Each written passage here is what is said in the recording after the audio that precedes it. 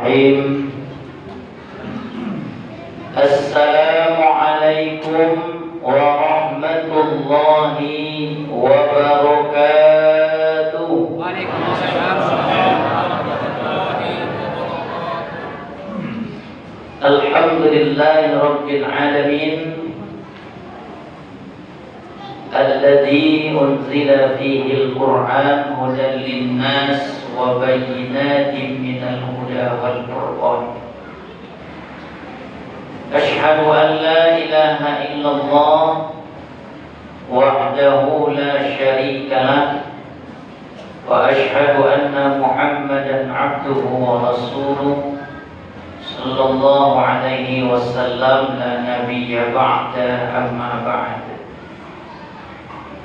Yang sama kita hormati pengurus Masjid Bahrul Ulum beserta jajarannya. Seterusnya yang kami hormati alim ulama, jadi pandai, suluh bendang dalam nagari kapai tempe batanyo kapulang tempe kebarito. Seterusnya yang kami hormati ibu-ibu pundokan luang, ibu majelis taklim, pemuda dan pemudi, dan yang teristimewa kepada anak-anak kami peserta pesantren Ramadan, baik itu yang tingkat SD ataupun yang tingkat SMP. Hadirin dan hadirat sidang jemaah salat Isya yang dirahmati Allah. Puji dan syukur senantiasa kita ucapkan kehadirat Allah Subhanahu wa taala. Alhamdulillah, berkat rahmat dan nikmat dari Allah Subhanahu wa taala, Allah masih mengamanahkan kepada kita berupa usia, berupa umur. Alhamdulillah, pada malam hari ini sebagaimana yang disampaikan oleh ketua kita tadi, yaitunya pada malam yang ke-20 insyaallah. Berarti Bapak Ibu, tak terasa bagi kita hari berganti hari, hari pun berganti minggu. Ternyata kita sudah hampir masuk ke penghujung Ramadan. Pertanyaan sederhana,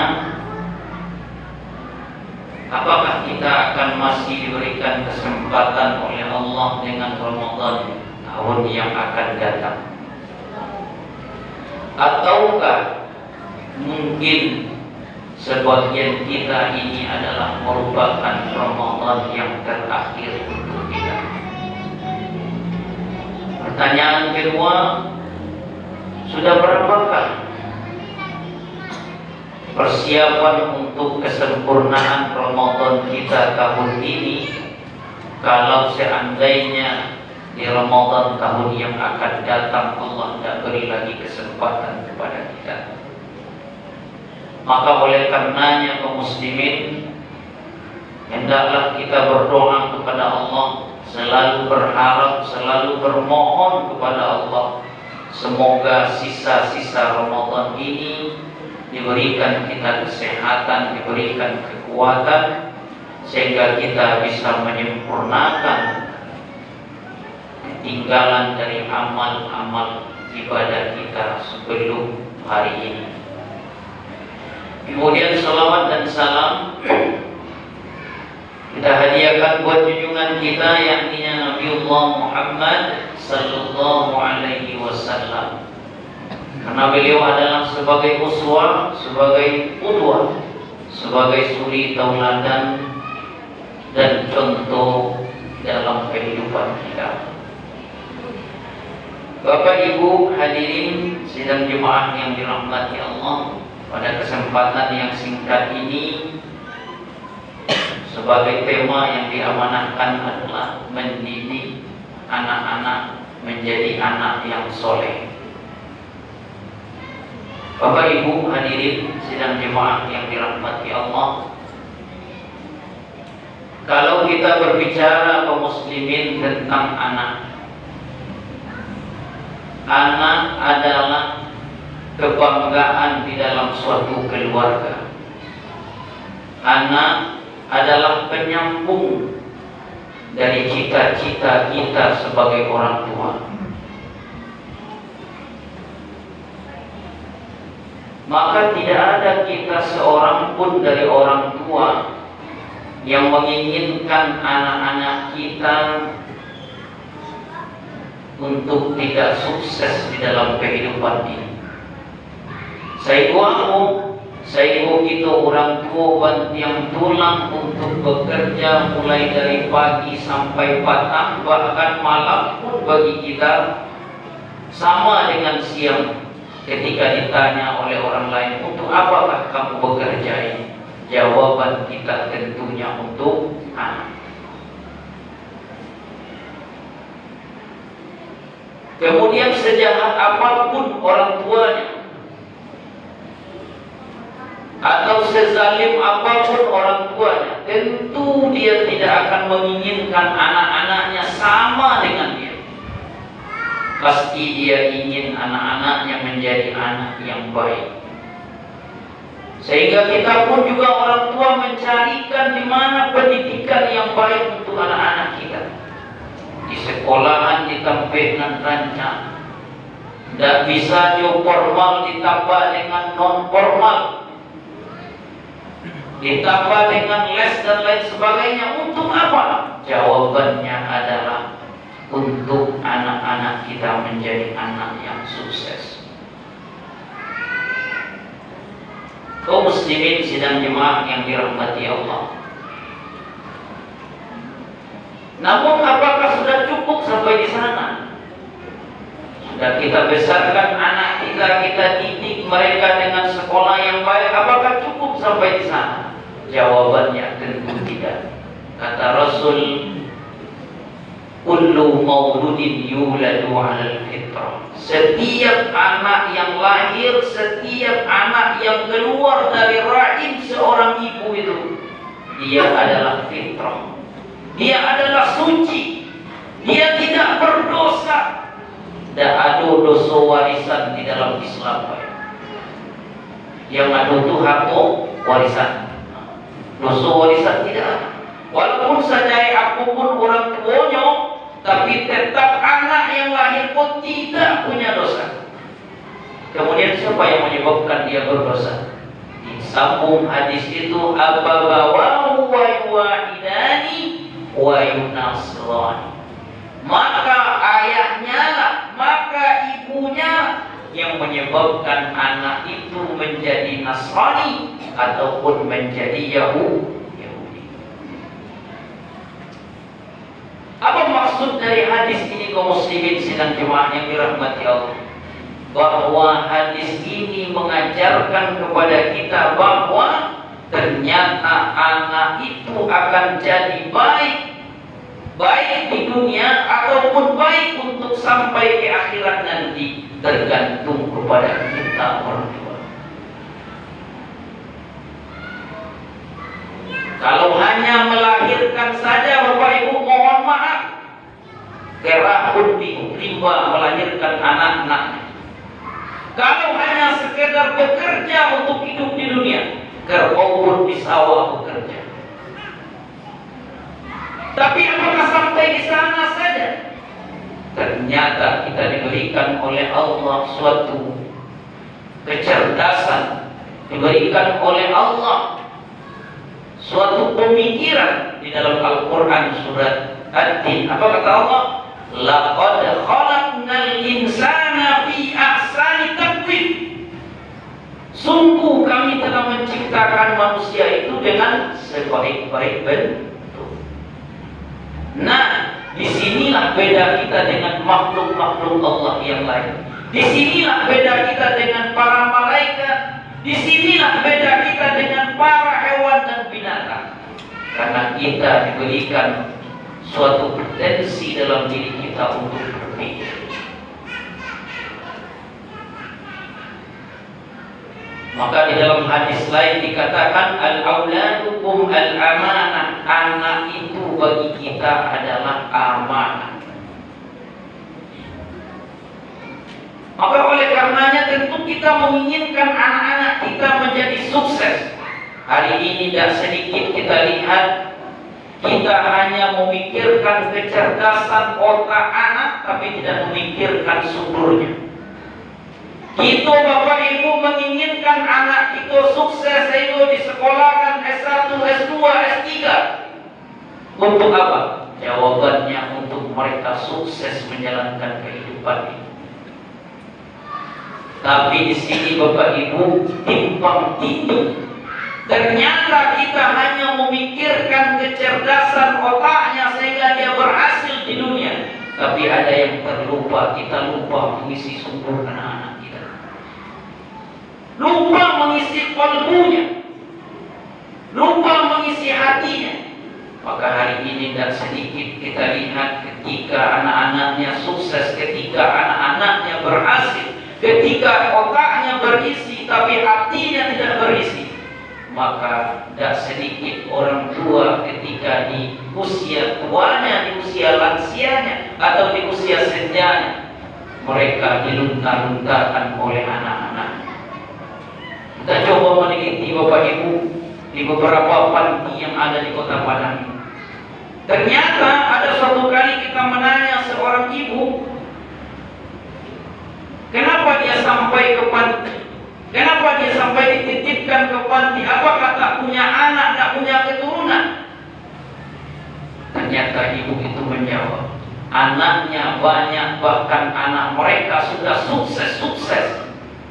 Tapi bagi mereka, karena yang hanya diisi itu kecerdasan otaknya, ternyata kita ketika sudah sampai di masa senja usia kita, dia menganggap kita sebagai beban hidup. Tak sedikit kita lihat kaum muslimin sidang jemaah yang dirahmati Allah. Kenapa? Karena kita hanya mengisi kecerdasan tapi lupa mengisi hati. Tapi hari ini kita akan coba membahas bagaimana cara mendidik anak-anak ini menjadi anak yang soleh. Ini kalau di kuliah gua SKS Bapak Ibu, tidak bisa satu malam. Tapi ini akan kita bungkus dalam 20 menit. Nah, dalam 20 menit. Artinya apa? Bagaimana cara mendidik anak-anak kita menjadi anak-anak qurrata a'yun wa ja'alna lil muttaqina imama. Dalam surat Al-Furqan ayat 74.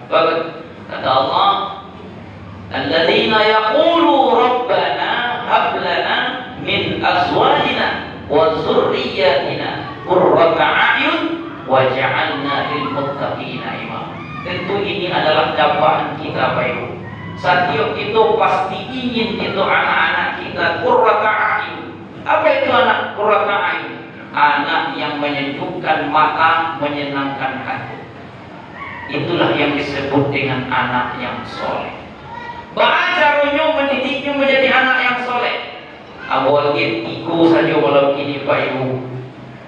Yang pertama, untuk mendidik anakku menjadi anak yang soleh, hendaklah kita kedua orang tua menjadi murabbi bagi anak-anak kita. Itu yang pertama. Apa itu murabbi? Hendaklah kita menjadi suri tauladan untuk anak-anak itu. Tak itu kecil orang Minang bu, tak jauh jatuh air kalau tidak panuturan. Apa maknanya? Anak itu adalah fotokopi kita orang tua, baik dari segi wajahnya dan juga dari segi akhlak dan tingkah laku. Makanya kita suri tauladan. Tidak bisa anakku Bapak Ibu diserahkan ke masjid, ustaz didik anakku. Tidak bisa. Atau mungkin didikan subuh diantar anak ke masjid, sampai di pintu masjid ibu balik kanan. Tidak bisa. Karena kita adalah suri tauladan dari anak-anak awal. Makanya kalau kita menyuruh anak, nak sholatlah kamu nak. Tapi ketika awal tidak sholat, apa kata anak kita? Ayah saya tidak sholat, ampun bersubuh. Nah, ini salah satu contoh. Makanya Nabi mengajarkan muru auladakum bis sholat sab'a sanah. Suruhlah anak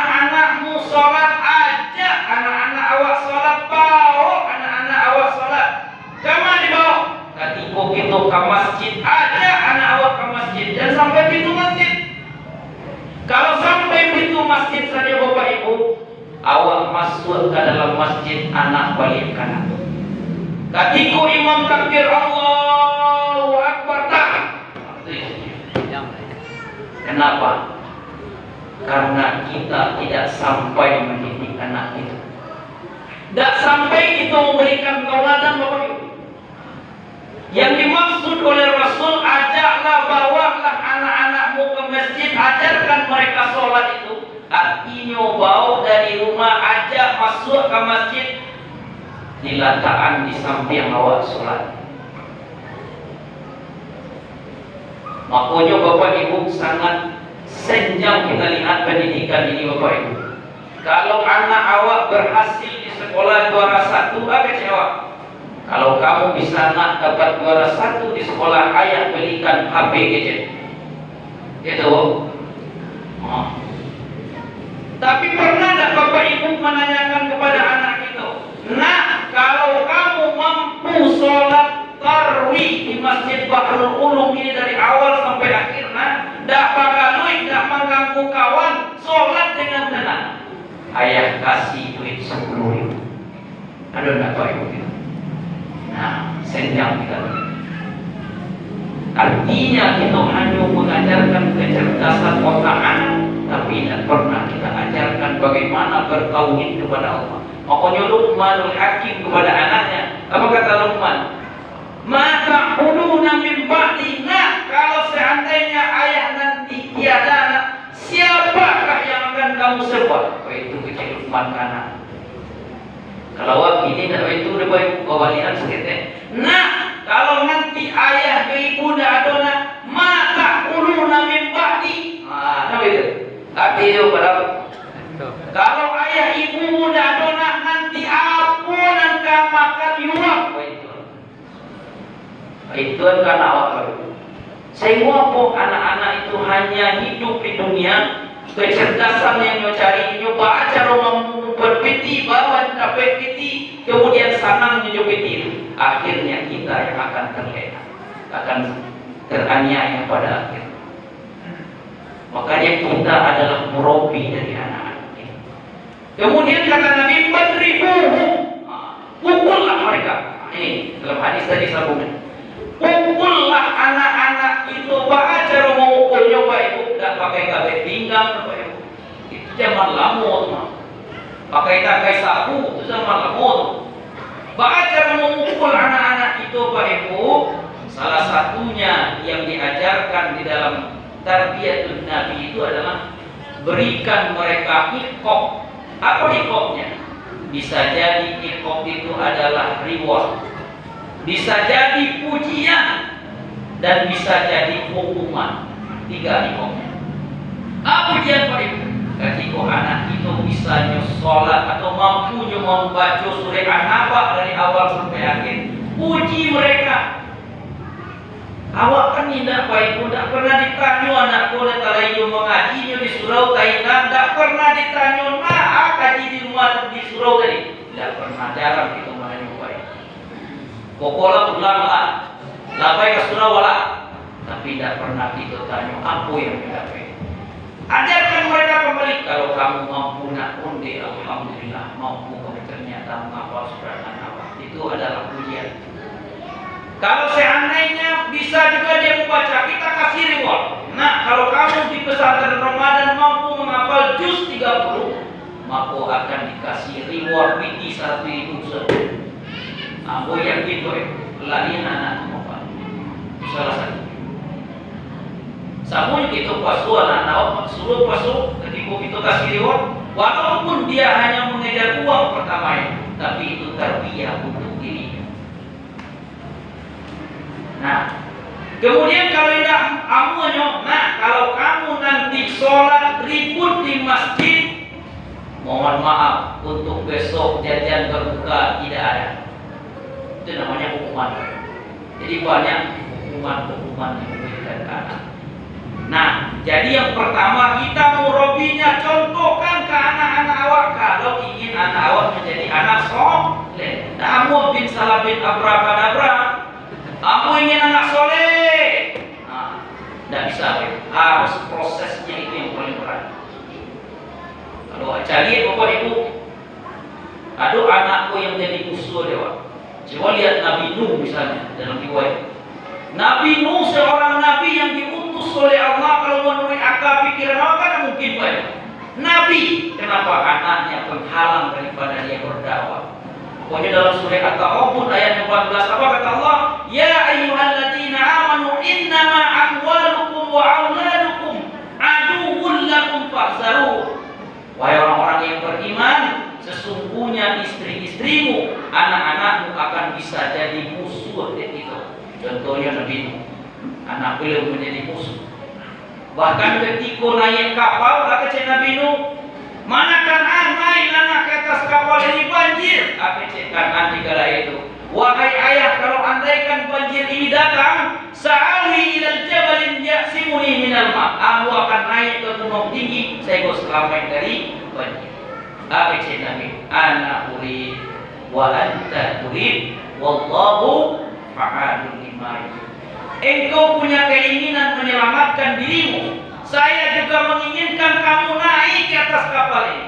Tapi keinginan Allah dan balaku waktu tadi keinginan Allah yang berlaku.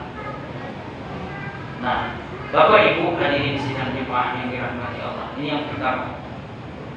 Kemudian yang kedua, hendaklah kalau menginginkan anak itu menjadi anak yang soleh, seringlah mendoakannya. Ini yang diajarkan oleh Nabi. Pernah tak Bapak Ibu mendoakan anak itu? Di antara doanya yang kita baca tadi, Rabbana hab lana min azwajina wa dzurriyyatina qurrata a'yun waj'alna lil muttaqina imama. Ya Allah, ya Tuhan kami, amanahkanlah kepada kami, berikanlah kepada kami pendamping dan anak-anak yang penyejuk hati, menenangkan jiwa. Nah, kemudian di doa yang lain Nabi Ibrahim mengajarkan doa. Apa kata Nabi Ibrahim? Rabbi habli minas sholihin. Di doa di dalam ayat lain dikatakan doa yang diajarkan oleh Nabi Ibrahim, Rabbana ja'alna muqimas shalah wa dzurriyyatina rabbana taqabbal du'a.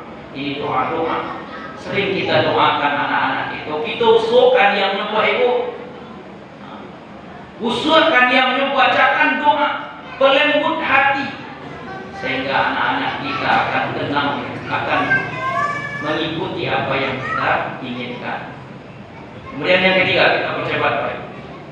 Yang ketiga, hendaklah kita memberikan kepada anak-anak itu pendidikan agama. Ini yang sangat penting. Tidak akan mungkin dan mustahil anak-anak itu akan bisa menjadi anak yang soleh kalau seandainya hatinya tidak ada sedikit pun agama di dalam.